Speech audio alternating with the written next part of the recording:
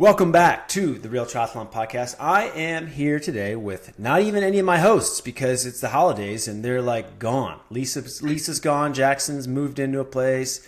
Garrick's doing stuff. I don't know what's going on. So I was like, look, I'm going to run this show, and I've been meaning to bring Steph on forever. So Stephanie Clutterbuck, welcome to the show. Thank you so much for having me. Yeah? And thanks to no one else for being available. No, it's not that we need them. Trust me, we don't need them. I just was like, I like bringing on guests, and they're just like, no, let's just hang out and shoot the shit. I'm like, yeah, that's great, but I like to learn about other people besides you three. I just put that out there. Well, I finally got you on here, and I've been thinking about it for a while, especially since, you came to the USA and just raced Indian Wells. I did wave at you. We didn't get to chat there.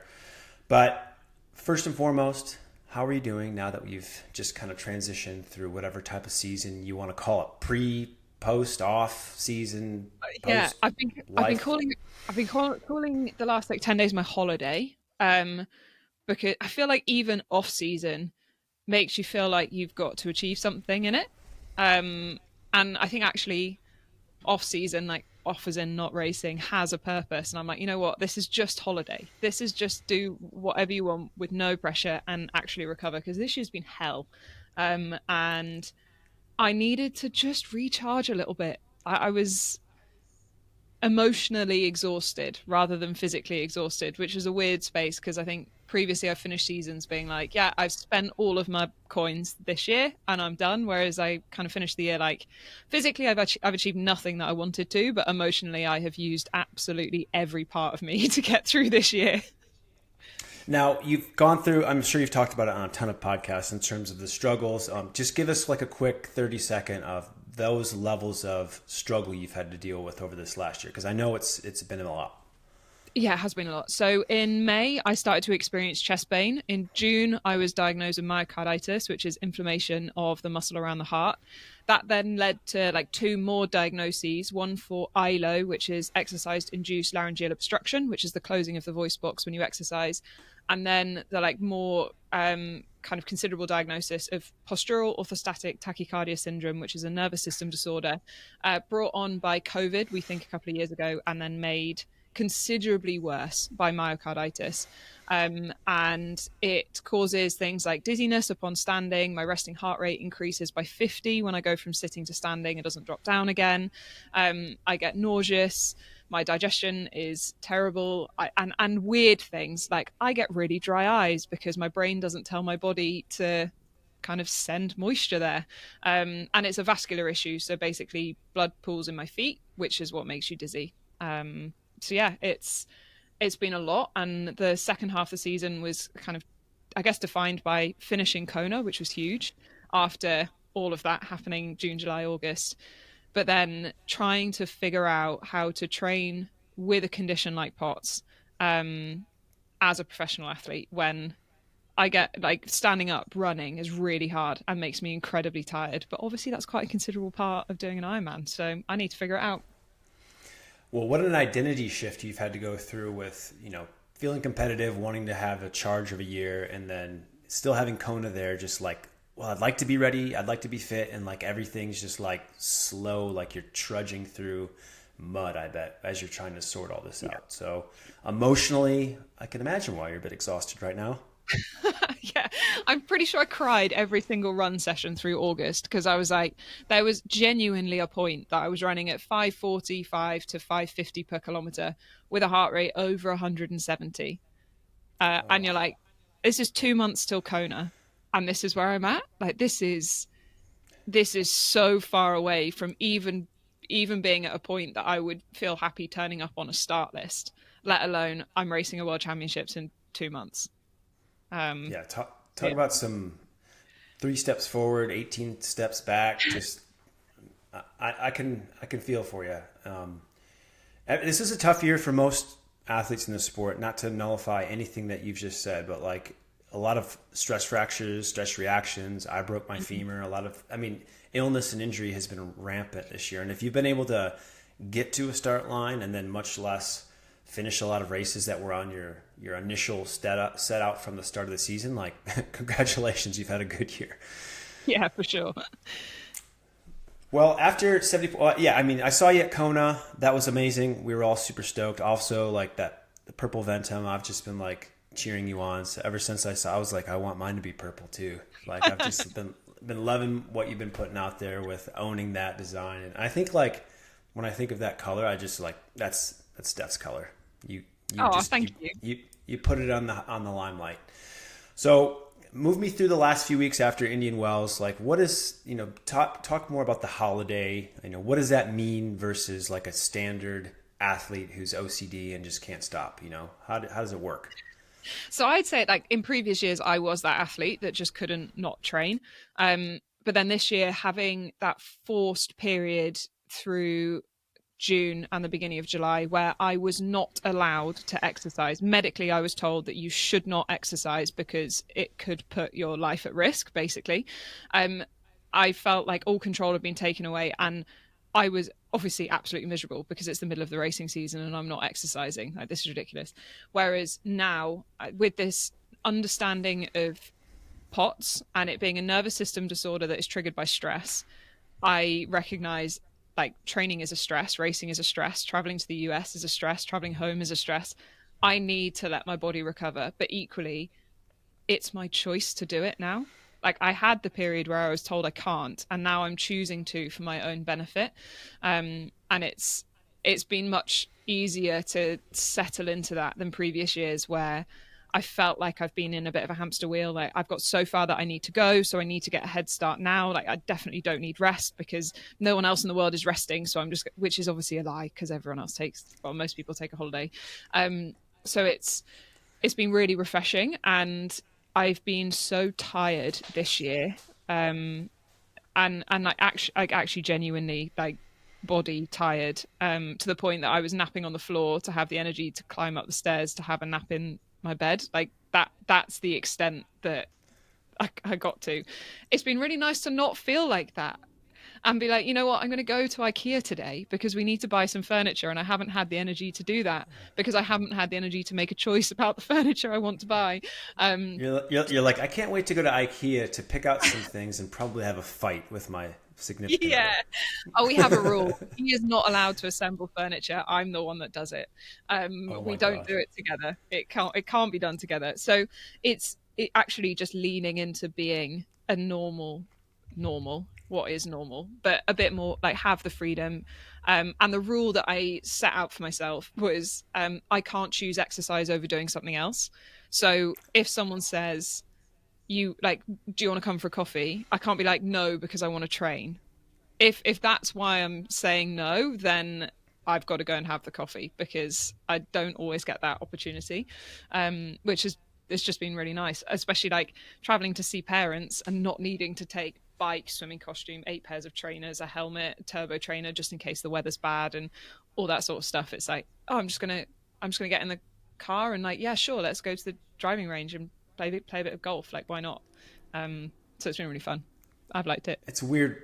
It's weird we find so much solidified life standard by having such a complicated day to day where we have all these tasks to accomplish, and that makes us feel very like good about ourselves. And we take that all away and we're like, I'm not doing anything. I'm not as successful. I'm not as vibrant. I'm not accomplishing anything. That's really hard for athletes to let go. But I also want to talk about something you said about stress and travel. I think I've been saying this for a few years. Like, being a professional triathlete at its core, if you could only race and train out of your home base, like that would be like a dream. But the travel associated with it, trying to find new training locations, hauling all your gear, your nutrition, the different wheel sets, like, isn't that the worst part about, and the most oftentimes the hardest part about this job? Oh, for sure. And that's why I really enjoy going places where I've got friends that are based. So we came over to, I flew over to race Ironman Arizona. That obviously didn't happen. Like, it just didn't happen. And then the plan was to stay and race Indian Wells. So we had this kind of period between. So the first week we were in Scottsdale, Phoenix. The second week ish was in Tucson. The third week was up in a place called Cave Creek, which is north of Phoenix, and then went back over to Indian Wells, ready for the race. And the first week in Scottsdale was so stressful because I knew where the swimming pool was, which is great. Other than that, figuring out where to ride when Oh, it's tough online to it ride kind of there. says, don't ride, like don't cycle here. And you're like, cool, well, that's not really an option. So what do I do? And everyone was talking about all the punctures they were getting out on the bike course because the roads were so bad and there were so many thorns. So that was really stressful. And then I turned up to Tucson, and it's such a well-established training area. And Lydia Russell was there and basically became my tour guide for the week, which was so much fun. I just had a great time. We were staying with Ventum, and two of the guys went to uni or college down in Tucson. So they were like, go and cycle these roads. This is great. Like, these are quite good places to run. Make sure you avoid these areas. And it just made it way less stressful because you kind of knew, like, oh, I'm not going to end up on a highway and get squished by an enormous truck. Like, this is quite nice. Or, oh, I know that it's safe for me to run here and I'm not going to get lost because I always get lost. So that's really fun. And I know that this pool is good and has lane ropes in it and all that sort of stuff. So yeah, it makes a huge difference traveling when you know that there is like a setup that you can even just be on the fringes of for a little bit of time is really good fun. And it's such an individual sport, or it's become quite an individual sport. So when you get to, like me, I do train on my own most of the time. When I get to kind of train with someone, it's such a treat, and it's just so much fun. I think that is the purpose of why, and this is not about me, I just wanted to make a note, but why Real Triathlon Squad was such a thing I wanted to create for pros. Because as much as we are driven and want to be alone and we have our own goals, like, isn't it so nice to just like always have a chat group or always know where people are traveling to a race or a camp, and you don't always have to live such a solo life. Because I've done training camps in Tucson for like 3 weeks by myself, and let me tell you, it was terrible. Like, just so, like, in between training sessions I'd have like separation anxiety. I'd be like, I'm just gonna sit here and watch Netflix all day. Like, I just love having people around, especially at the pool. So I'm super glad that you love Tucson. It seems to be a really popular place these days. Yeah, and we were there. We were there when it was raining. Like, the rain was unbelievable. And now that's gone. Yeah, and then it disappears and it's like so dry. But the roads were so flooded, and under all the bridges, it's like, don't come under here when there's a flood. And we were like, the river, there isn't one. Like, the river does not exist. How on earth does this path flood? And then about 24 hours later, you're like, oh, this is how it floods. Like, this is appallingly bad. So it was good fun. Once or twice a year, it's a river. So I do have a bunch of questions that I just kind of put on here because I think they're fun. Normally we just kind of have a bit of a open-ended chat, and this will lead us to some really cool stuff that we get to learn about you. And that's the point of this episode, more about you. So I wanted to know, which part of triathlon do people think that you love, but you secretly tolerate? I think people assume that I love the swimming. I really dislike open water swimming, like big time. And I don't know what it was about Kona this year, but actually no, I do know exactly what it was about Kona this year. The first open water swim I went on, I saw a shark, and that was a lot. Like, it's, sharks aren't necessarily, they're not going to attack you, hopefully, unnecessarily, but your brain tells you sharks are quite scary. And I used to have panic attacks when I went in the water. I've actually been pulled out of a swim as an age grouper, having one. So for me, open water is like, it's super far out of my comfort zone, which is probably not that, like, I don't know if you'd expect that from someone that I grew up swimming, but I grew up in a pool with a black line to look at. It's very safe. And rowing in a boat. I'm rowing in a boat on top of the water. What does your shirt say? Something about open water swimming? No lanes in open water. So it's we got my own podcast called Buck the Trend, and it's all about kind of, so I think something that's really important to me, and I guess how I've lived my life, is doing things against the trend and doing things differently, and not really accepting the status quo for as it is. Like, just because something's always been done that way doesn't mean that we should always follow suit. So yeah, that's kind of what it was about. Can I buy that shirt? Yeah, I can make sure you can. Yeah, that shirt, I think it's cool, especially because it's like vintage looking. It is quite cool, isn't it? Good design. All right, so open water, a little stress. Does it make you feel better when you have the clarity and visibility of a swim like Kona versus something that's like you can barely see your hand if it's a foot away from you? I have had varying experiences. So race day Kona, I can't remember the sea. So I think this is it. Like actually in races, I can barely remember what like kind of what I see. It's more the like lead up to it. I have swum in black water, and for me, that was the most terrifying. So, for anyone that's listening that has been to Northern Wales, it was in Snowdonia National Park, which is that most of the lakes are slate bottomed, so they are literally it's black stone that lines the lake. Incredible. So it's pitch black, and there is something about the endlessness of the color black that really just kind of tripped out my brain, and I was like, no, I really don't enjoy this. Whereas Arizona and Indian Wells, for example, they're both dark water. You can't actually see anything in it at all, but it wasn't scary. It was just like, okay, this Arizona's just gross though. oh, it's disgusting. Yeah, my tri-suit was brown, like stained brown afterwards. It was horrible. Ooh, that's nasty. Yeah, not really nice. All right. Well, it sounds like you've definitely wrapped your brain around that and not like, I mean, have you had tricks and tips to calm the anxiety to reduce the panic attacks? Oh yeah, so the kind of the panic attacks are well under control now. Like I've done plenty of work on that over the years, and I'm very good at having conversations with myself around like, no, you're safe. Like the sharks aren't going to eat you, and there's probably not a Loch Ness monster, so you're fine. But it's still something that I'm far less comfortable doing than swimming in a pool.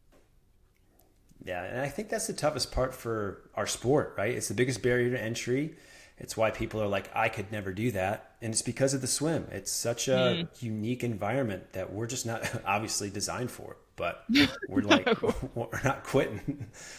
All right, next question. If triathlon disappeared tomorrow, what competitive outlet would you immediately choose? I have always wanted to pursue my childhood dream of being a horse rider. So I used to ride when I was younger, and when I think it was 15, I was swimming and riding like kind of at the same time basically, and I fell off my friend's horse and gave myself quite a bad concussion, and my swimming coach was like, you can't continue doing both of these, you've got to pick one or the other, and riding is so expensive. And I couldn't afford to own a horse, certainly couldn't afford a livery or anything like that. So kind of went down the swimming route. It was way more practical. I really enjoyed the community that it had, etc. But there is always a part of me that's like, oh, you know what? Maybe I really want a horse, so let's just do that. So I think, yeah, if triathlon disappeared, I'd just jump in, sell the bike, buy a horse. Was it like a dressage? No, I loved cross country and show jumping. I just wanted to go fast. There was an ex racehorse that was at the yard, and I would literally just take him out on the gallops as often as they would let me, and it was so fun. Was horse like cross country? Was that in the Olympics? Yes, yeah. So it's the second of the events in the eventing.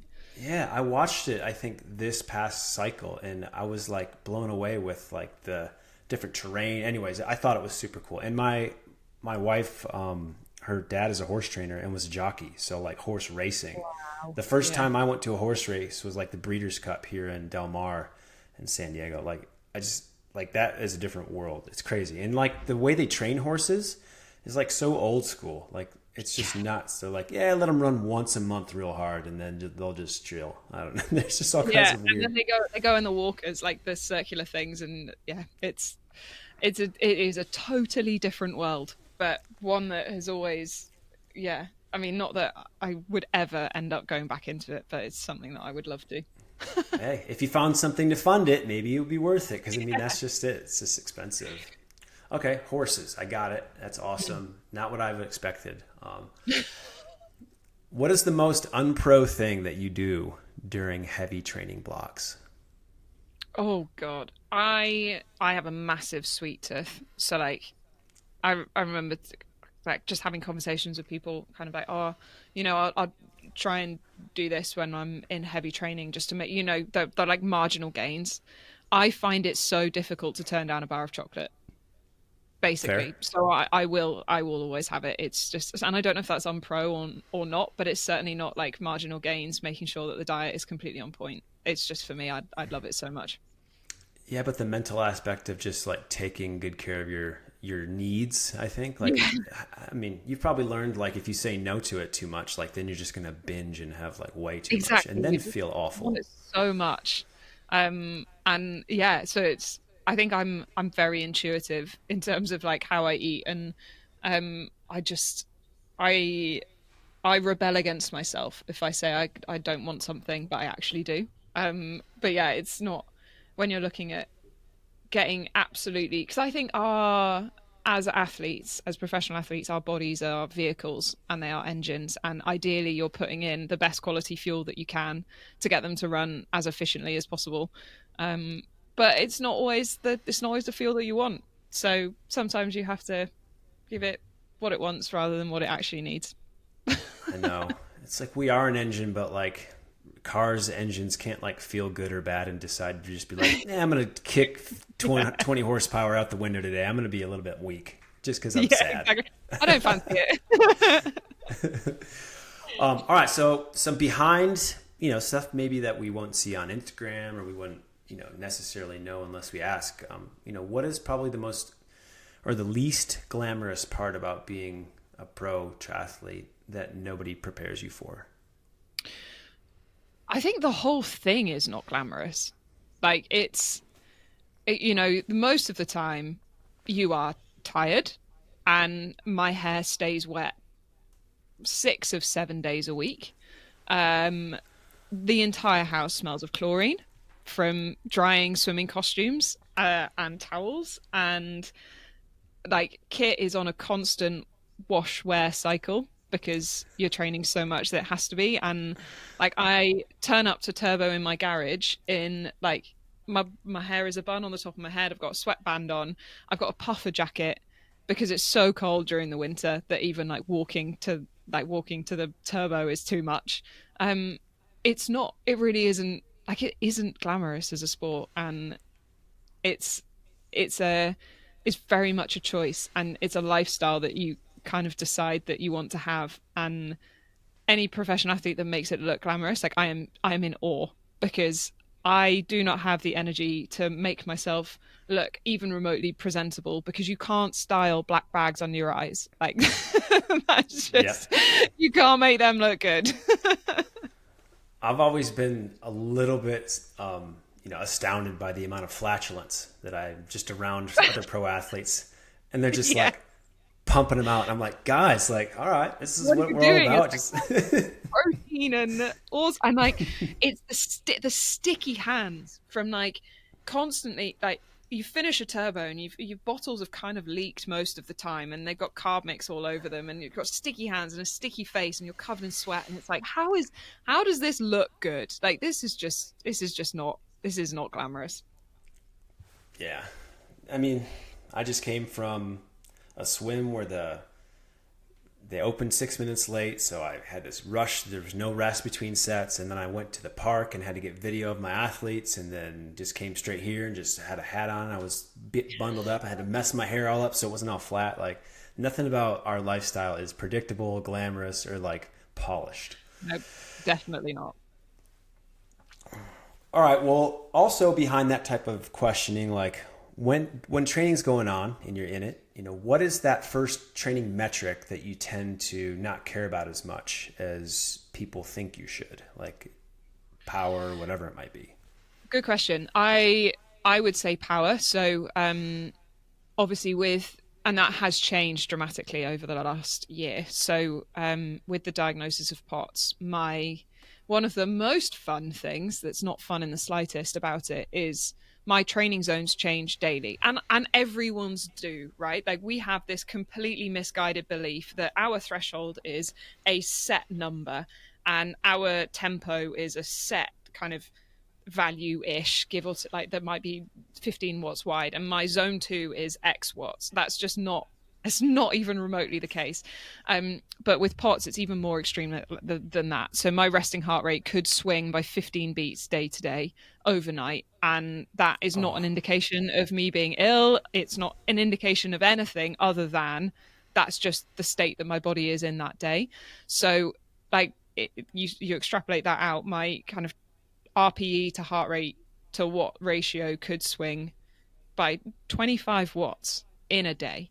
And so for me, I have to let go of the watts that I think I should be achieving in any session, because I have to base everything off heart rate and RPE, and the watts become like okay, so where are we at today at the end of the session? Or usually I can tell a couple of minutes into an interval, or a couple of, like, I don't know, 20 minutes into a steady ride. But yeah, I don't care much about power at all, because I can't. Because if I trained to the power that my threshold suggested I should, I would be working likely way too hard for what my body could tolerate, which I think in the world of power is it's probably a little bit not normal.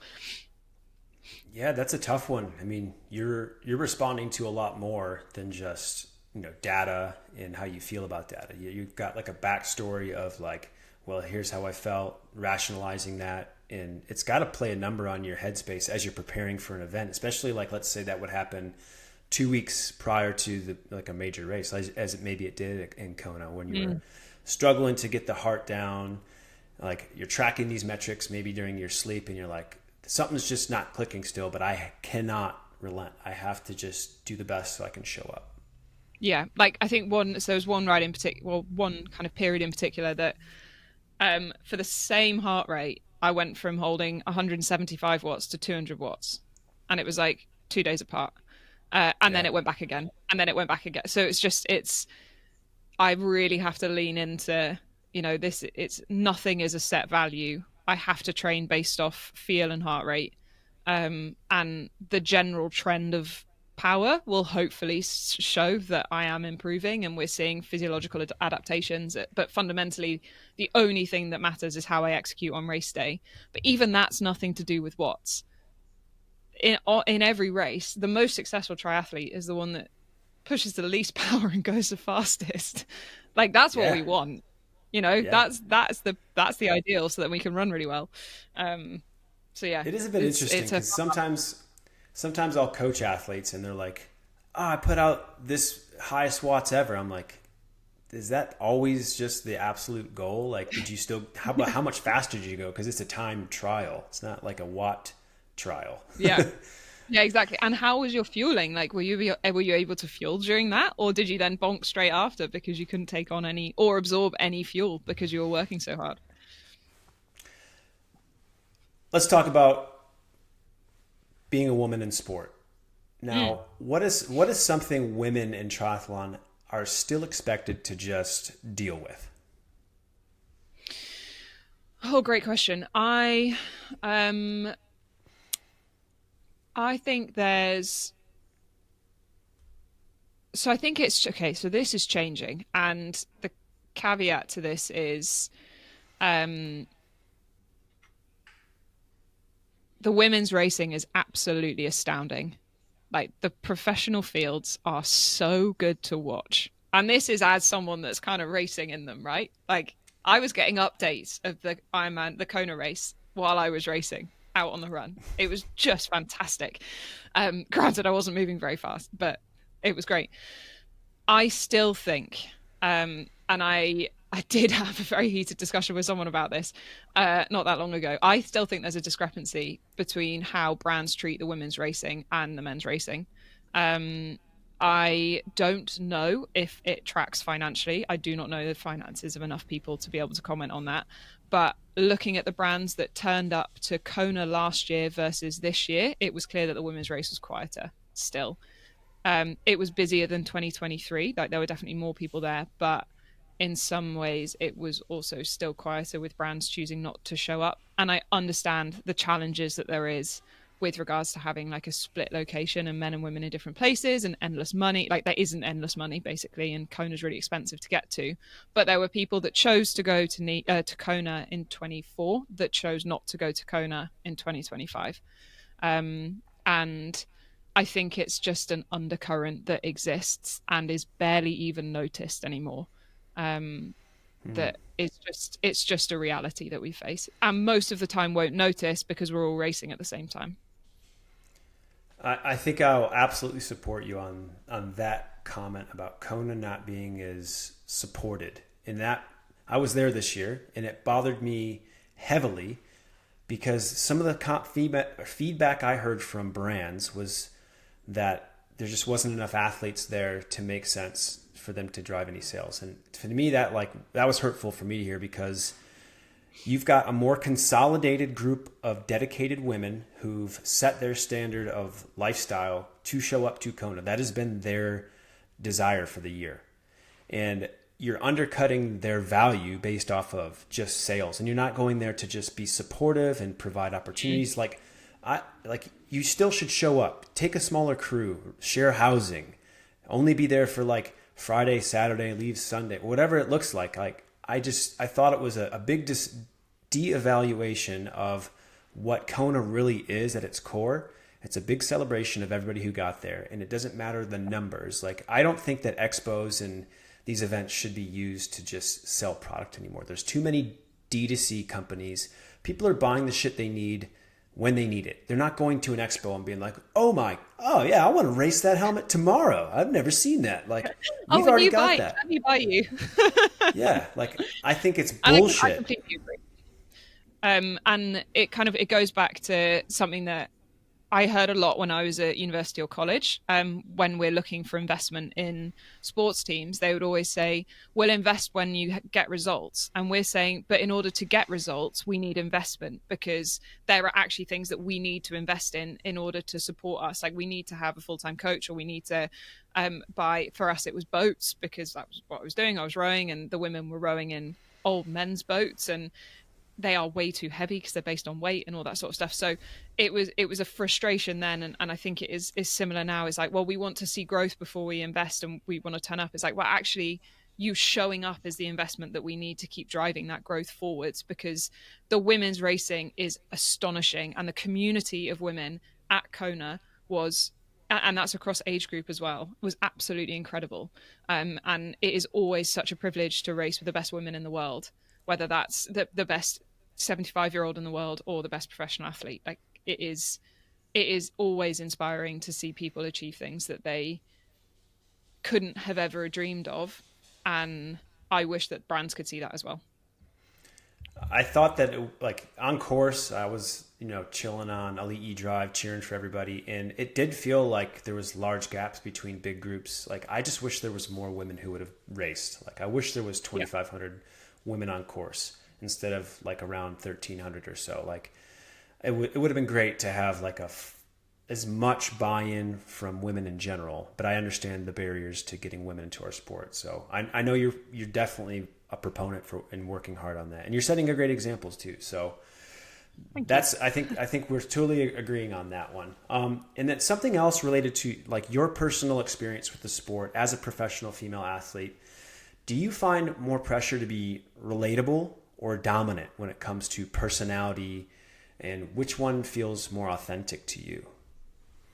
Relatable definitely feels more authentic. I've never been a particularly brash person, and I think that's almost what is required to be this dominant personality, like saying things that are out there and being a bit controversial. Like, it's not, I don't enjoy that. It's not a space that I enjoy being in. Like, yes, I'm a professional athlete, but I've come up through the age group ranks. Like, I'm relatively new to triathlon. I started my first Ironman and my first triathlon were in 2019.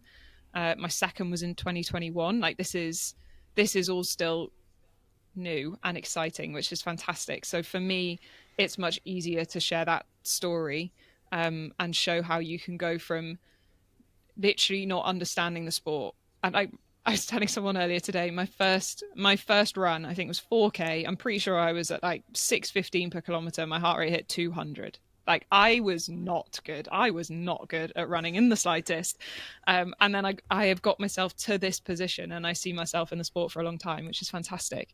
I also don't know what the pressure is. I think there's if you look at kind of, I guess, endemic sponsors and endemic brands, there is still quite a focus on performance, which I guess sits into the dominant side. Like they want you to be a dominant performer. They want you to be hitting podiums. They want you to be at the front of races, obviously, because that's great exposure for them, which is fantastic.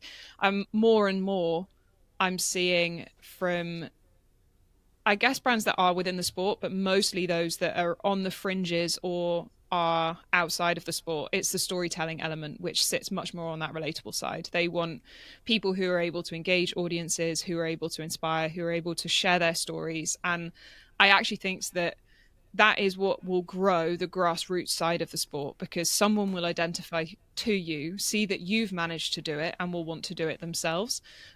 Whereas the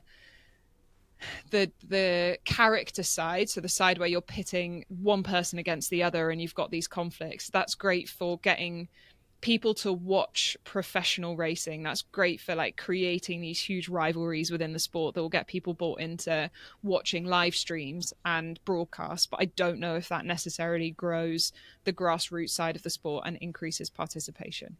So I don't know. I'm not sure. But I think you require both.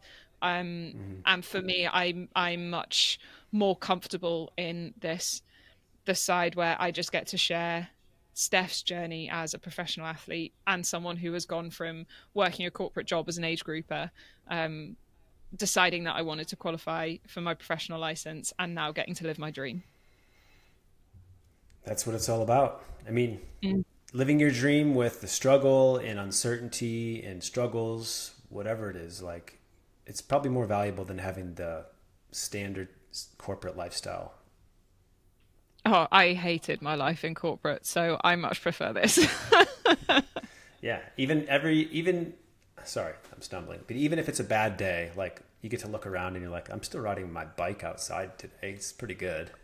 Yeah, it's pretty cool. Like, I was devastated after the incident in Arizona, but I then got to still be in Arizona. Like, that was quite cool. Like, I'd never been before. How do you find the USA? Do you enjoy coming over here? I love the diversity of places. Like, there's just it doesn't ever feel like you're going to one place, as in like one country, because it's all just so different. And my mind was blown that we drove from Phoenix to Indian Wells for 4 hours through a desert. Like, it just is, and there was literally nothing there. There are definitely nuances when you're going as a professional athlete, so specifically around cycling, where is considered good places and good roads to cycle on in the US are roads that we would not go near in the UK, and then equally vice versa. Like here, anywhere possible, you're on country roads or really small B roads that definitely don't have a shoulder, and if the road has a hard shoulder, you probably don't want to ride on it because it's very busy. Whereas obviously in the US, it's kind of like pick roads with a shoulder wherever you can. So there are nuances both ways, but I really enjoy it. I think you've just got to know where is safe to cycle, know where is safe to be, and like most importantly, know where not to go. But I think that's the case with everywhere. I always like seeing the difference, like pool cultures for all the different countries. Like in Honestly, some countries, you guys win. Like I know, because when I go to Europe, it's like it's like eat or be eaten. Someone will just jump in, do breaststroke while I'm swimming threshold 100s and have no care or availability to give a shit about me. Honestly, the pool that I train at is the University of Bath. So it's a 50-meter pool, one of like 5 in the UK. We don't really have many of them. And there's usually 2 or 3 lanes available. One slow, one medium, one fast. And if there are only 2 lanes, it's slow and fast, which means that you get the really slow breaststrokers in the slow lane and then everyone else in the fast lane. And it's 12 people per lane. And I'm like, oh, take me back to the US where it's 2 people in a lane, please.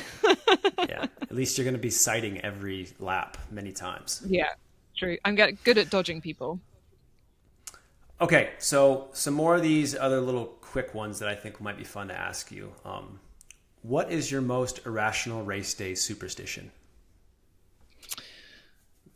Oh, it used to be to paint my nails, but I stopped doing that this year. Maybe that's why everything went wrong.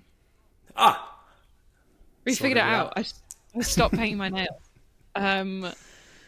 Other than that, That's a really good question. I Well, I think kind of, that's a good one. yeah, I think, but maybe I broke it, and that's a problem. So we'll go back to that next year. Thank you. All right, We you're fixed it. welcome. If you could delete one triathlon rule for an entire season, what rule would that be? Oh my God, that we have to have our zippers connected at the bottom.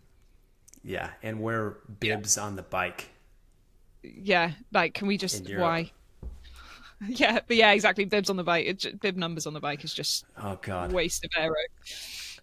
I ask that question almost at every pro briefing just because like it must be asked because it's like been there.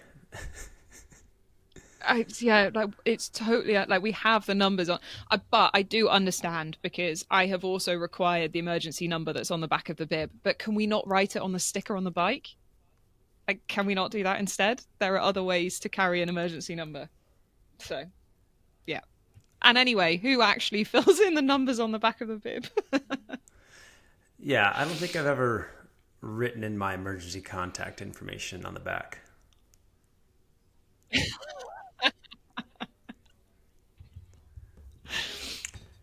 All right.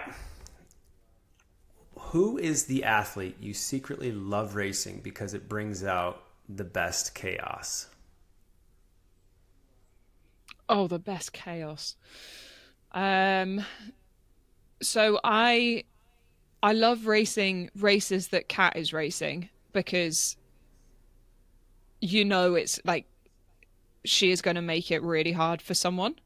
I also hate racing the races that Cat is racing, especially when they're Pro Series races, because she takes all the points, and then we get none. Yeah, she's savage. Which is, yeah, she really is. But I think it's always such a privilege to just like to see what it takes to absolutely send it at the front of the race. And obviously, it doesn't always pay off because in Hamburg, um, Laura like came through and ran. But I actually think that Kat is an athlete that forces the best out of the athletes that she's racing. As much as I'm sure she would like that not to be the case. Yeah, But we've seen it so many times this year that she's she's forced people to up their game, I think. that's awesome. Yeah, it's remarkable the movement that Kat has behind her. Also, like she's just a force of momentum when she shows up to a race. People will go to the canyon chats. They really love her story, and I think she's a great voice for the sport because she's so strong, like on every level. And Yeah. seeing and hearing your story too, it's like no wonder you have such a following. It's just you all carry such standard in such a resilient mindset that I think people really can relate with because they want that and they're just like figuring out how to do it. But you all have kind of figured it out a little bit better, I think. Thank you. So I don't want to take too much of your time, but I wanted to make sure that before we got off, I was super like curious to know what an OnlyFans sponsorship looks like for a triathlete. And I think that it's super cool. First off, like well done I know they're starting to branch out more into a lot more professional athletes in sport for storytelling. And I've even had other people try to start companies that are like, aren't you tired of YouTube? Just you don't know how much you're going to get paid by anything, or if they're going to be advertising some medical stuff you didn't even want advertised during your videos. Like, we want to put you on our platform. I'm like, this sounds like OnlyFans, but it's like you're trying to create a different version of it. Like, but anyways, how does it make you feel? How was the feedback been? How is that going? So we obviously announced it, and I say we because it was my partner and I. He's like works as my agent, I suppose. So it's very much a team effort behind this one. We announced it the night before Kona, and I then turned off my phone from that point because we did not know what the response was going to be, and having that in my mind going into World Championship Day, despite the fact that I wasn't going out to win or anything, was something that we decided was not what I required. So when I logged back on afterwards, I was honestly blown away. The congratulations that I had from huge names in the sport that I did not anticipate. Scott Drews shook my hand on the morning of Ironman race day. I'd never met him before. And it was kind of like, okay, this was good. It was terrifying, but in order, like I kind of said earlier, in order for the sport to grow, we need to expand. We need to bring in people that would never have seen the sport before, because otherwise you're just speaking in an echo chamber. And I want to leave triathlon in a better place than it was when I started. And OnlyFans obviously has a preconception around it about who uses it and what it's used for. And I think that the attention that it's got in the media and the reputation that it's got is not what it intended to be in the first place. So it was created as a platform for creators to make money from their content. So whether you are a singer, whether you are an artist, whether you're a podcaster, a poet, or a personal trainer or an athlete, like, it's an opportunity for you to engage with your fans and make money from that, rather than Instagram, which is much more of like an advertising board of the story that you want to tell. So it provides kind of more connectivity between you and your fans, and then has revenue generation that sits behind that, because that's the key part, and you're in charge of the revenue. Like, it's not just algorithm. No, I've never made any money from Instagram at all. Nothing. I've never made money from Meta at all, in the slightest. And I've got 60 something thousand followers. Whereas OnlyFans, I'm making money for, like, this is funding my life. This is amazing. And I made the decision that I was only going to produce safe for work content that was very much triathlon related. And obviously there's been a bit of a flip to, here, look, I'm going to IKEA in my holiday because I'm currently not doing triathlon. But it's all about me as an athlete and the story of being a professional triathlete and what it takes. And I'll do live streams to debrief races. And we have OnlyFans TV, which is kind of similar to YouTube, but they are very strict on the quality. And another thing is, like, they have an AI bot that sits behind the platform to prevent any unwanted content from being uploaded. So whether that's minors being included, or especially in OnlyFans TV, other people in general. So if I've got other people in my video, their faces should be blurred so that there's no one that's having their image put out there that doesn't want their image put out. And I think that regulation as a creator makes me feel far more safe than, on Instagram. You have no idea what you're going to see when you open up your For You page, and minors are featured on Instagram. There's nothing, you can show children's faces and all that sort of stuff. So it's a very different platform, and they have made mistakes. I think absolutely, they've made mistakes, but they've kind of done things to rectify them, which for me speaks volumes about who they are as a business and where they want to go. And obviously the athlete side is something that they're hugely investing in. So I'm excited to be a part of that. I don't think it'll be long before we see other triathletes joining as OnlyFans athletes, and it's been amazing, actually. And it feels like Instagram 8 years ago, before an algorithm. There's no algorithm, you can't go viral, there's nothing like that. So I just people choose what to see, and I get to share high value content about, so, like, for example, when I was in Arizona, I did a couple of series that were like places to swim in Arizona, like the pools I was going to, the cost, whether they had lane ropes, like did you have to book in advance? Similarly for cycling, like the best cycling routes, like, because I know it's really frustrating when you turn up to a place, you don't know where to cycle, you don't know where to run. So I just created that, and I used to do that on Instagram, but then the algorithm hated it, so I stopped doing it. So I just kind of get to create the content that I want to create, and then I also get to fund this life at the same time, which feels like a massive privilege. Well, I think that's the ultimate what we want, because we're never going to be a mainstream broadcast ESPN worthy sport. It's just too long. Maybe the highlights, but like, we're just not as exciting. We're not as grassroots into the cultures that are going to like go watch people ride a bike or whatever. So we are always going to be our biggest voice, and Instagram has been probably the biggest storyteller of our sport, because that's where you see all the highlight reels. But the biggest problem, as you're just really identifying in a great way, is that we don't have any control over what people see based off of what we create. Maybe they're less into this and more into something else, so they'll never have an opportunity to get to know us. And I think that's the biggest flaw in the current system of Instagram and YouTube. And then the way it's monetized is not at all valuing the creator unless you're absolutely millions of subscribers. Then you're being well taken care of because you're taking care of that brand in particular. Mm-hmm. But how do you look out for you?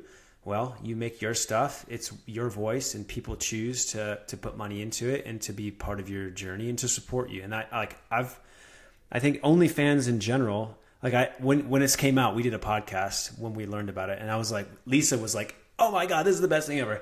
And I was like, "Guys, wait, what if I got a Pornhub sponsor? Would that be just as good?" Pretty much, because we think of OnlyFans like, sexually representative. But I was also like, I really appreciate, and I knew for so many years that OnlyFans was like trying to kick a lot of the not safe for work creators off, and like everyone went up in arms. I mean, it's a billions of dollar industry, so you can't just like put an immediate plug on that. It's got to be a transition over time, and maybe they'll, if it doesn't work, maybe they can just start a similar platform within the platform or another brand that's going to be similar. Because I mean, I think it does deserve, if this doesn't work, if they can't adjust the brand identity, the concept is proven to be amazing. It might just need a different name or a different set of regulations if it is to restart. And I think for sure, high five, great job. Like your management team getting in there. Like I think every pro triathlete probably just sent OnlyFans a message afterward. Like, "Hey, how do I get on that? Like, what can I do?" Because it's very cool. I love, like, that's what I've always felt about this sport is like, there's so much not being talked about and tapped into. We are such a self-industry funded sport. We need people outside of the sport to pay attention, and OnlyFans is a great way to do it because look at all the attention. And Scott DeRue, if you get a handshake for him, it's like getting a handshake from Paul Hollywood, man. Like, what's up. It was pretty cool. Yeah. And I think like I had so many worries about the perception of what it would be, and obviously there are people that disagree with it and are uncomfortable with it, and that is absolutely fine because you're completely entitled to your own opinion. We are human beings. Things aren't black and white. They're not even black, white and gray. Like everything is colored by our own experiences, our values, our beliefs, and that is fantastic. But for me, this was such an opportunity that we couldn't turn down, and I get the opportunity to share my authentic story with people that want to hear it and have chosen to come across on the platform because they found me because they follow me. I've not gone viral or anything like that. This is people that have seen me and said, "Yes, I want to hear more. I want to understand more."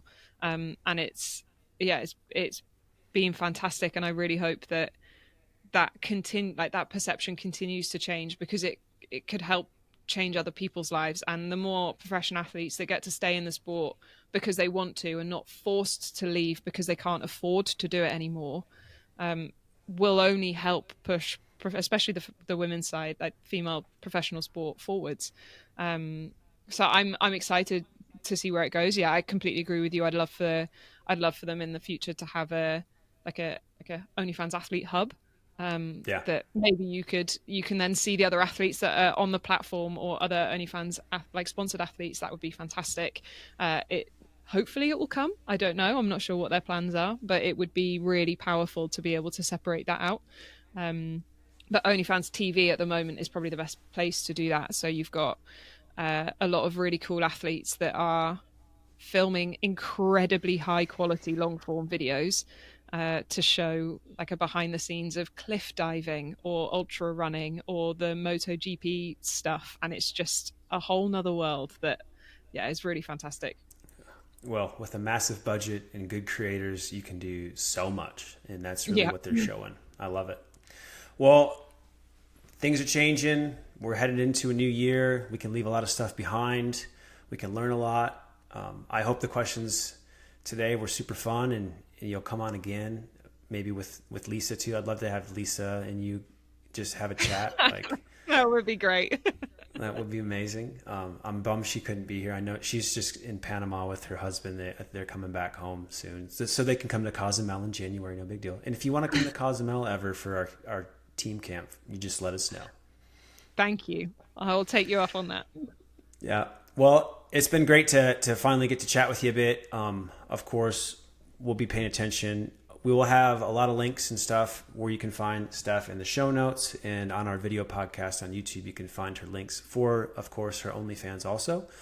And it's so weird to say that. Like, I feel it's so taboo to be like, yeah, here's her OnlyFans link. And people will be like, ooh, let me see what's on there. Like, it's just, that is what we have to fix, right? That's what you're all about. Yeah. And I love that. So thanks again. Any final comments before we sign off? No, just thank you for having me on, and thank you for having an open mind. It is always appreciated. Yep. What else is there? I mean, I could have a shitty opinion just for the sake of it and be angry, but what is that going to get any of us, right? Nothing. Nothing. Well, thanks again. And we always end it the same way. We always say peace out, but we say it in a very distinct, lame way. I don't know why, but we got to go peace out. All right. So ready? 2, 3. Peace Out. out. Yeah, I don't know why. Nailed it.